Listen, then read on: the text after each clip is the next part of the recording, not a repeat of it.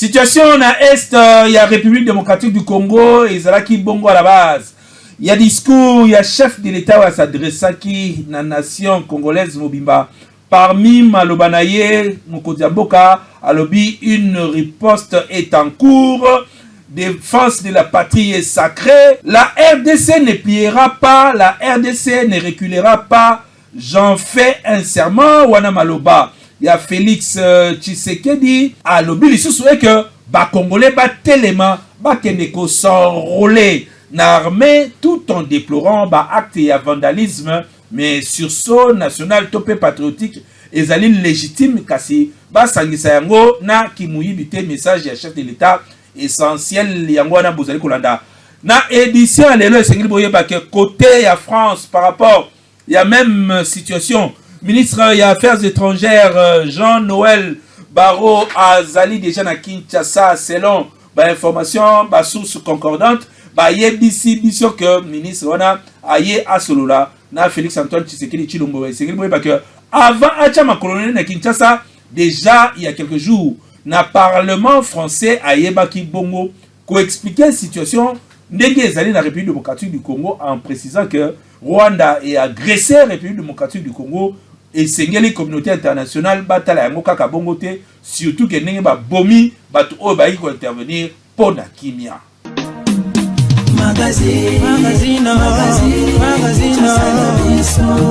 discours il y a président de la République batobele balandaki yango kasi quelques éléments. Il y a discours, il y a Mokonzi Mboka interprété awa na façon qui remet. En ces instants critiques pour notre nation, je m'adresse à vous avec la gravité et la solennité qu'impose la situation.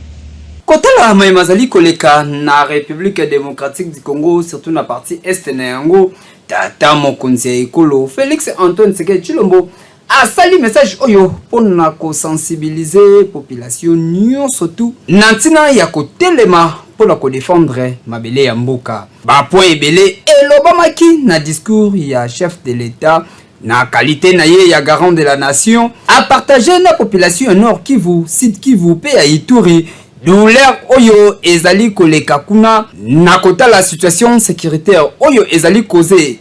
et pas y a armée rwandaise pena ba akoliti na ye oyo ya M23 tata Mokonzi ekolo asengi na population nyonso tout ba résister contre ba attaque nyonso pe alaki riposte moko ekosalema nantina ya ko protéger mabele ya mboka ekende ata soki mokete na yango atako tozali ko privilégier voie ya dialogue kasi tokotika te ko défendre mboka na lolenge nyonso oyo esengelami moto nyonso esika azali esengeli ko se mobiliser pona kopesa soutien et pas ya ba force armée ya République démocratique du Congo oyo bazali ko continuer ko bundela mboka ba stratégie ya lolenge na lolenge ezali ko tiama pona kobatela la population ya Goma ba stratégie ya lolenge na lolenge ezali ko tiama pona kobatela la population ya Goma pe gouvernement ezali instruit pona ba plan d'urgence oyo etali humanitaire kasi pona communauté internationale pe communauté ya Afrique nyuso tata Mokonzi alobiete silence na bino ezali kaka te ko humilier République démocratique du Congo kasi ezali pe ko humilier région mobimba ya Grand Lac oyo bazali ko sepela na yango te kotala lolenge oyo Rwanda ezali ko continuer ko violer ba règle topé charte ya Nations Unies pe ba accord nyonso régional kasi koyiba pe koboma surtout ko exploiter ba minerais ya République démocratique du Congo na lolenge oyo esengelami te nyonso wana ezali komema na conséquence oyo ezali imprévisible ba valeur nyonso ya ba communauté ezali kokwea na mai kotala lolenge oyo bozali ko traiter makambo kasi République démocratique du Congo ekotika te ezala humilier et pai ya Rwanda na monde entier na lolenge nyonso tout RDC a ko défendre mabele na ye pe tata Mokonzi ekolo asengi na population ba na kokota na kati ya armée ya République démocratique du Congo pour na ko défendre toujours mboka a condamner Matali pillage oyo et salemaki surtout mingi na ba ambassade oyo population ayebaki na kokota mpona kozwa biloko na lolenge oyo esengelami te nde tata mokonzi ya ekolo atelemeli yango ezali malamu te mpo esengeli République démocratique du Congo eganye komba oyo na lolenge oyo ezali normal. Bakino pe bakongolais nyonso préoccupé na situation oyo ezali koleka na Goma bazalaki na micro ya Rossi Tantu na Miti Mafuta pona kopesa point de vue na bango par rapport ya ndenge mokonzi ya mboka a lancé message ya alerte na bakongolais nyonso. Bon, vu les tensions bandé koleka na mboka, peuple congolais comme un seul homme se mobilisaki, basalaki ba marche, je pense que tout le monde bamonaki ba marche esalemaki. C'est pour la première fois peuple congolais azwa kanda ya boye. Tomoni ba ambassade nyonso ezaki menacé elakisaki que peuple congolais aza na kanda. Alors soki bana ba komi na kanda mutu a maîtriser bango ezali kaka papa oya bango. Le chef de l'État local, le père de la nation, il a fallu aya na discours oyo pour que moi attention ça nini ezala apaiser. Je pense que le discours la chef de l'État to yambi yango toki yango bien peut te comprendre yango bien. Au moins que bato mitema mabe ne ba comprendre le discours du chef de l'État. Le chef de l'État le dit azoka bola mawana ye na ba oyo nyonso ba déplacer de guerre na ba oyo ba kufeli na kati ya mboka na panzi ya est kuna na ba guerre ezo salema ya assurer biso que RDC ata parti moko te ekotikala kozala occupé na ba dongolo miso donc toko bunda to récupérer na belé na biso nyonso et puis ayebisi biso que ezali déjà na ba préparation ya makaso eza en cours pour riposter contre bateau oyo bazo ko agresser biso et à mettre en garde la communauté internationale oyo azo sala neti bato moko bazo mona likambo te bazo koka ko punir ba agresseur ya mboka na biso te. Na remercier makasi et puis na remercier lisusu parce que na moni na kati ya mutsepi wana Kagame na moni na kati na ye ko banga makasi.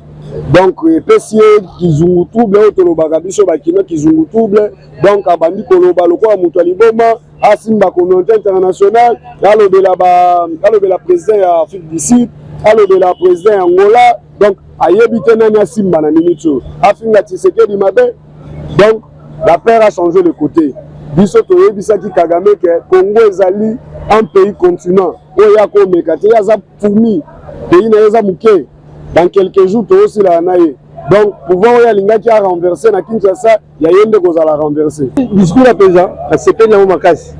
Apaiser sur courage, peuple congolais courage. Tous espérer que nous gagnons guerre. Que ce soit la multinationale, là bas français, bas ni na anglais, on a un bon retour. Nous devons avoir habitué à Congo. Bah ok, nous n'avons pas besoin de la Congo. Bisous terrain la Congo, quand on va me soutenir. Congo. Les gens habitent le bien, vraiment bien. Et c'est un mine là où il y a le béni. Ouais, il y a un message moi que personne n'a courage, là si vous confondez que tout le monde est au long. Attends le monde est au long. Normalement oui. Les guerres quand nous lobby, il y a aussi des morts de notre côté. Batona ba kufi, ba tabati ba zabatu. Malgré tout le lobby en retard mais ils sont vraiment nécessaires. Oui, moi qui zara moko. Pourquoi? Les gens bazumbo kawana, bazumbo na biso plutôt. Ils m'ont yebi mambo l'État. Peu importe la divergence, eux les policiers bazara na mofuri ba ke tuzara na maman moko ebinga mi Congo. To longola na no babiloko tuzara zara na ngo to sangana. Ndo ki zara moko. So to défendre yango te to défendre la place na biso azati. Le FARDC il faut que tu aies un peu de souka, balonga et tout dans biso to bani nango de kukala. Oui, quand on a dit qu'on a eu chose na bitumba, on s'est passé na personne. Pour obéir là. Quand obéir c'est une première fois depuis Congo et au Tigala cause la Congo, là tout le président a boité. Depuis Congo banda, tout hasard net, habit, pas question. ya konégocier na baindividu ya M23 yango omoni ke président tiazo mokano ya koloba bongo ça veut dire que na Afrique mobimba andi bana Kagame ayi président monté na Afrique alobaka avec Kagame boyi azaka te mais tozwima mobali umela tokande bato ya boyi na tête ya président de la République tozangi nde bato ya bondi tozete kosoliwa Mamadou Ndala so bato azalaka ti lelo nayebi te na esprit ya Faci na esprit ya Mamadou na héros de Rwanda de bicho eya na poussière mais tozwi bokonza mboka asa mi lancement appel ya bagene tokota na armée tosauve mboka na biso ozalaka mboka na biso toza na mboka yango Congo toya mboka mosusu te so kaboli mo ekei nga na yo tokomi telenga yo bafazer oyo bafazer ndenge tolenga ata mabele na biso wana kaka ata mungu na beti ngai kana bite jamais na kosede te mitia ka force na balukila ye yango so tomoni yango Faci ezali Faci lokwa ayi lokwa meme bamuya ozoba to manipuler beta lelo Faci a mettre Kagame contre mur na comité international basuki elo loba na réunion sécurité basaki avant-hier na Sony encouragé, c'est un bon chef. Félicitations, coup de chapeau au président Béné Zalagandi. Ministre des Affaires étrangères français Jean-Noël Barrot azali bongo na Kinshasa ndenge ba informé biso kasi avant aya awa na Kinshasa a déploraki ba makambo nyonso oyo esalemaki surtout ko attaquer ba ambassade mais abetaki c'était liboso ya parlement français pour na koyebisa bango ba ko acceptaka jamais agression rwandaise oyo ezali ko salema na est ya République démocratique du Congo. Bolanda extrait ya maloba na ye na parlement français. Merci Madame la Présidente, Mesdames et Messieurs les députés. Monsieur le député, d'abord je vous remercie pour vos mots de soutien à l'égard de nos agents et des diplomates qui sont sur place après l'attaque et l'incendie qui a eu lieu hier sur notre emprise diplomatique. Ensuite, la France condamne avec la plus grande fermeté l'offensive menée. Makambo ezali kolekana na est ya République démocratique du Congo na batunenge bazali kokufa. Silence radio côté ya Senko. Ba confession religieuse et préoccupé ba congolais nyonso oyo ba salaka lecture ya politique pas si peu mawa quelques congolais ba s'exprimer na micro ya Rossi Tantou na Miti Mafuta tambula na mokili omona makambu oyo tozali komona na ba confession religieuse ya République démocratique du Congo trop c'est trop banda guerre oyo e banda ba victime bazali ebele batu bazali kokufa ba papa na ba mama bazali kotika bana bango moko batu bazali kotambula ba kilometre na makolo ba famille ezali kozala diviser banda kusakaje ba Rwandais bazali déterminé ya ko détruire amour propre ya ba congolais donc aneto kanisa ki oyo ba confession religieuse bani ba telema pe ba lukaneni ya kosunga to pe ko pesa ba vie politique na bango nyonso ba baba soki ezali ka likamoko afache awa to politique nde batelemi mbangu maloba oyo tozali koloba population nde alobi yango mpona ngai eza mabe makasi tomonaka Senko na makambo etali gratuité Senko atelemaka makasi azotelemela gratuité azotelemela bamakambo ebele tosala bamarshe mpona Faci asala nini akweya siko makambo etali mboka Goma kuna ezokende na kokweya bitumbe ya na Goma ya makasi peuple congolais batelemi lokola mutu moko basangani basali marche mpona kosoutenir mboka na biso Senko balali pongi Senko ata koningana ata moke te baza kolakisaki babayi mboka te Senko bazolakisaki bangonde baza parmi baoyo bazosoutenir guerre ya este eza ba Senko wana tozomona bato ebele basali nini balamuki même baoyo baza na kati ya pouvoir te baza kosoutenir bazosoutenir bayebi no makambo ezosalama na este eza malamu te biso nyonso tosangana lokola bato moko mais Senko akeni kokunda mabombami azoloba te eloko moko te makambo yango eti il faut Senko atelema asala ba marche aloba a déclaré aloba te pona nini Seko aza parmi ba o ba bundisa mboka na biso omoni catholique eza munene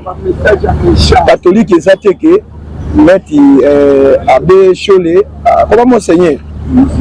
Chole ozwi ambongo bazali ba individu catholique eza munene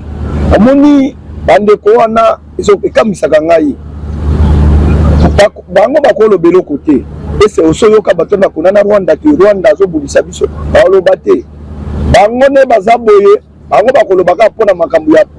mboka eze nani constitution bachange te boye non bango bakolobela koboko te eputa bayebi makambo nini bango basalaka bango bazali bapoliticien babibomama na barobe bakoloba makambo wana te bayebi ke mutu na minute oyo azogere mboka aza mutu aserie alingaka mayuya te alingaka buzoba te yango bazobundisa ye makasi ezala basango wana ezala bango nyonso bazali bato babundisa président la république premièrement na koloba nanu mpona bandeko wana ya Senko tozoyeba mpe biso peuple congolais jusqu'à maintenant tozoyeba nano mpe position na bango te soki baza na ngambu nini mpo soki bazalaki na ngambu ya population tolingaki tomona yango na baeffet oyo population agiraki na balabala tolingaki toyoka te na bamedia ndenge bapesa mpe point na bango soki baza na ngambu nini mais jusqu'à maintenant tomoni nanu réaction ata ya église catholique moko te bino église catholique boza wana de un mpona avantage ya population soki ezalaki likambo ya change constitution wala nde bolingaki botelema mbangu bobimi na balabala bokomi oloba bokomi kokende ntina Rwanda makambo ya Congo bokomi kokende nango ntina Rwanda bokende olobela yango ntina Congo soki ezalaki mpona constitution bolingaki boagir na marke ya mosusu mais ce mpona avantage oyo eloko oyo bazoboma bacongolais de jour au jour tomoni biso moko peuple congolais totelemi mais ata réaction na bino église catholique tomoni yango te sikoyo bino bozala ngambu nini effectivement ezolakisaki bino bozo appuye ngambu ya banguna tomoni yango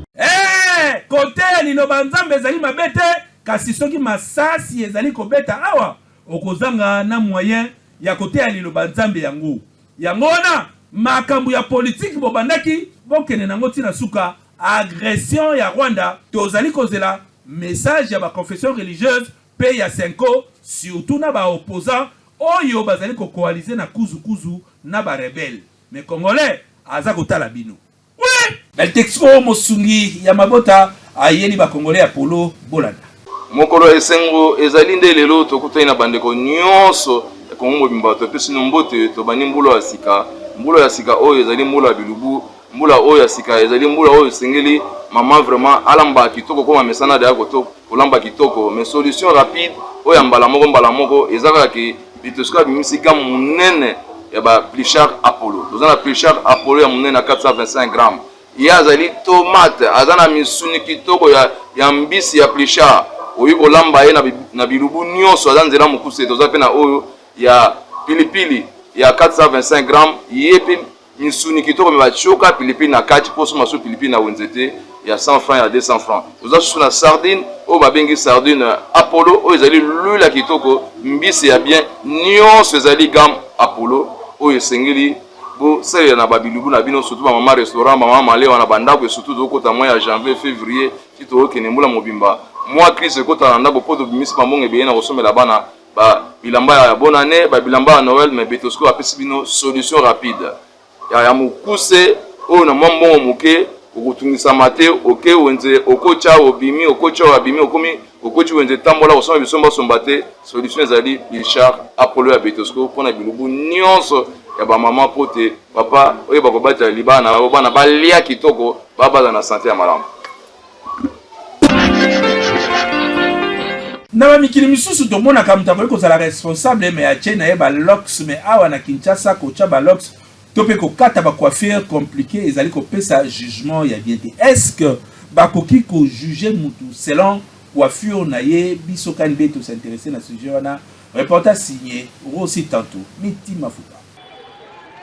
L'habit fait pas les moines, dit-on, kasi lelo oyo na République démocratique du Congo, ba comment ko juger moto selon apparence naye soki moto azali na suki ebele tope elateli ya moto ne wana ba pesi ba connotation nyonso oyo ba ikopesa kutu pe policier azali na sima pona kokanga moto wana na yango totuni na population est-ce que ba koki ko juger moto selon apparence oyo azali na yango elateli tope coiffure nae. Bon, normalement, tu dois comprendre vraiment, bah, tu n'as biso, bon, na volo banet, bah, policier n'a biso façon basé ça la musalate. Donc, bah, comme c'est sous qui le cas infraction, oh, sous qui c'est infraction de. Tout ça, bah, jeune, tu as besoin de vous aller moi propre, moi ni, nous t'avons ça la paix moi style na ya sous, à qui paix moi ligne, ou bien tigi moi sous qui est belé, prenez ça là moi grand garçon, à ce qui m'appelle na batoué. Mais, bah, on va comme ça au chida. Omona bakuluna bazobunda quelque part bazomona mais batiki bango bazo tracasser bato suki koto oh tiki siki belé awa kutu na zandu awa na bokasa bazolongola même ba chapeau bazoleka bona saki diba balongoli chapeau so ba moni que non oza suki belé oh oza criminel bona boyo ke pembeni fini bango mbongo kolongwe mais ba biloko wana boyo faut vraiment gouvernement mikakote le mila ba biloko wana kwa toza la jeune tozo luka bambongo na banini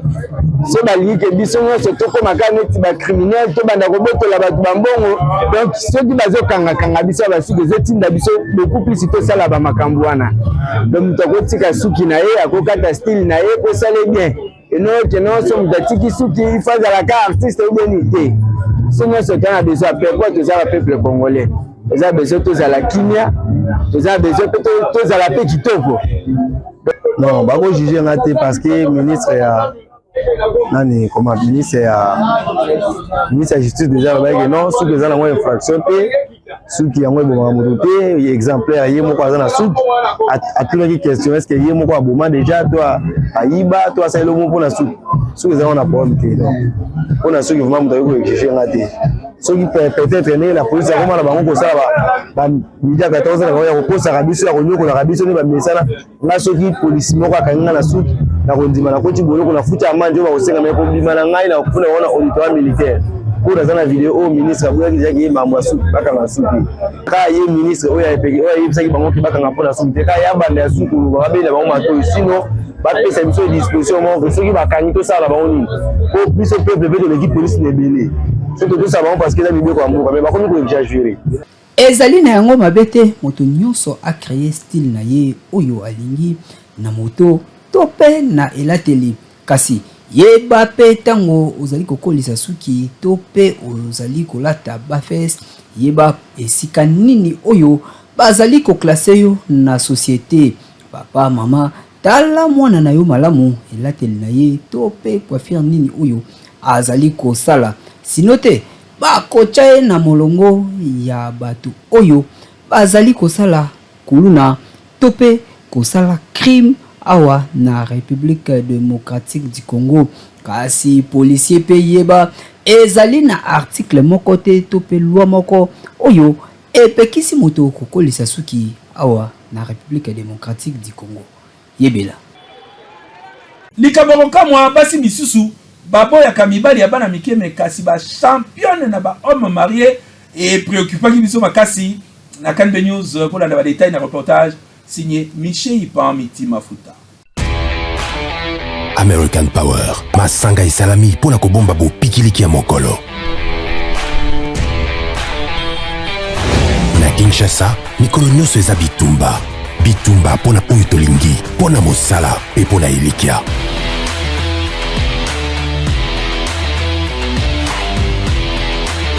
American Power moninga na yo ya bitap nyonso lakisa bokasi na yo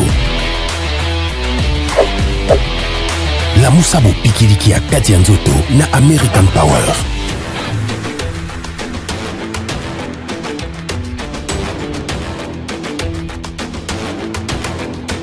Libérez votre potentiel.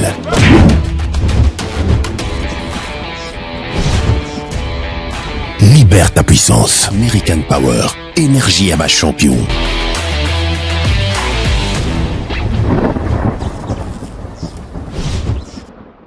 Avec Jimmy Moukeni sans filtre éditorial et rédaction. Il y a KNB News Bolanda intégralité nango na chaîne YouTube avec Jimmy Moukedi. Puis na page Facebook et TikTok avec Jimmy Moukedi. Et si kandi ni to décortiquer actualité pour na bino kasi extrait aux allez en ligne Bolanda.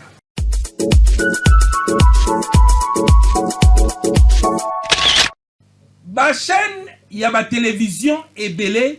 ba média en ligne ebele, ba chaîne ya ba radio ebele ezali déjà recruté na banguna et sengeli boya bake Kagame na batunaye bazali kaka na STT kasi mingi bazali infiltré awa pe bazwaka ba message bazwaka ba mbongo à travers ba téléphone na bango toyebi bango tozali ko détecter na façon de faire na bango boyebi sanga nanu batu bazali kokufa to pe batu bazali na pasi guerre nyonso ezalaka bongo attitude o ezali ko compter sikoyo Congolais nyonso esengeli azala éveillé, Congolais nyonso esengeli a telema lokola mubali, Congolais nyonso esengeli a se décider aloba, moka na ngai mutu akozwa yango te. Information obiso to pesi bino na KNB News ezali que République démocratique du Congo mobimba appartient na bana ya mboka pe FARDC bazali ko continuer ko bunda. Mutu alali azali te, mutu azali mwasi ya muninga azali te. Esengeli boyeba que information sur les réseaux sociaux pour la plupart ba utiliser la manipulation et les armes de guerre. Bato ebele ba yebite que information peut aller armes de guerre pour na ko dissimuler, pour na ko dissuader, pour na ko lembisa batu, to peut ko changer ses avis à batu. Il y a 2 jours, 3 jours, ba Congolais nyonso tozalaki sur terrain, to bane ko taba poste pour na ko soutenir FARDC, to bane ko pesa ba message, to pesa ba wazande l'aide de force. Tozo pesa FARDC force. Tozo pesa gouvernement na biso force. Tozo pesa bandeko o bazali na front force. Ba message wana ekei wapi. Parce que il y a des gens oyo ba s'amuser, ya ko faire passer ba message ya ba rwandais na ba réseaux sociaux, na ba chaîne ya ba télévision, pe ya ba radio na bango. Congolais to la muka R ezali ya éveil patriotique. Congolais to la muka R ezali ya que mabele na biso lingi ko kende bazali ko luka ko kotisa vaccin moko boye ya ko yina mboka ya ko yina bakonzi ya mboka ya ko yina armée na biso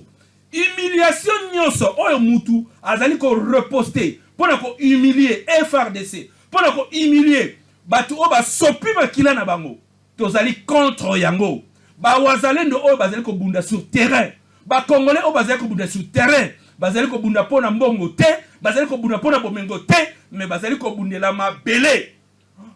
na yo to benda kuna yo mutu moko te akoyi ko ya po a diriger yo a konza yo na mabele na yo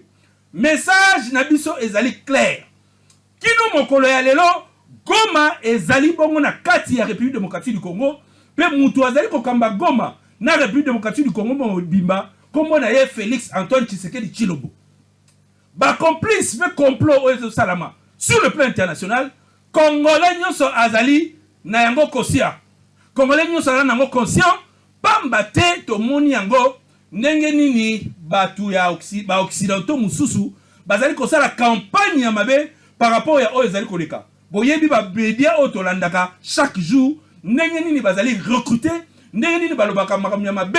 pour na gouvernement ya République démocratique du Congo na intérêt na bango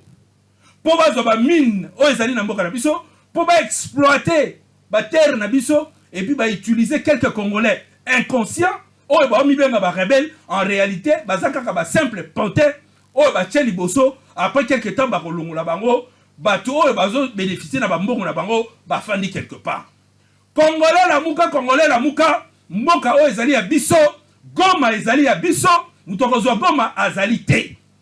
bataille ekoki kozala tozongi quelques mètres en arrière mais boye ba représailles et kozala sanglant oyo nazali koloba nazali très sûr na yango FARDC bazali déterminé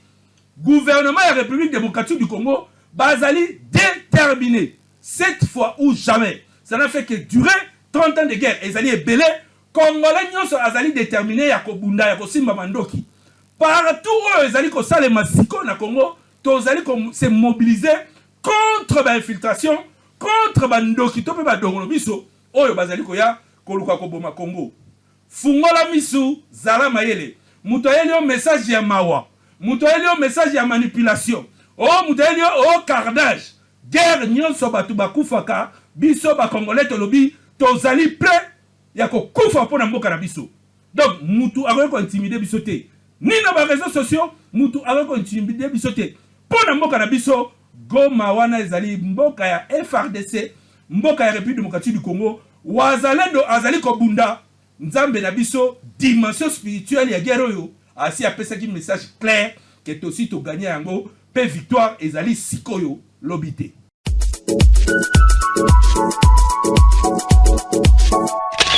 Tokomina suka ya édition ya lelo balabi mobilisation générale Kinshasa mobimba RDC mobimba esika ozali jeune telema balobi biso nyonso tokosimba manduki pona kobundela ekolo plan na bango eyebana ya balkanisation kasi bakosala yango partout awa na Congo bakokoka te tokotikala bomoko na bandeko na biso ya Goma ya Bukavu bandeko nyonso bazali na est tokotikala bomoko tokobimisa banguna libanda maloba ya chef de l'état oyo alobi que République démocratique du Congo ekosinclinaka jamais. Actualité ezali ko continuer na page Facebook na biso KNB News pe na TikTok KNB News bobo sana pété page chaîne YouTube na biso KNB News esika nini ba programme na biso nyonso oto la kisaka bino ekenda kofanda nde na kozana plaisir ya kokuta na bino lisusu mokolo ya lobi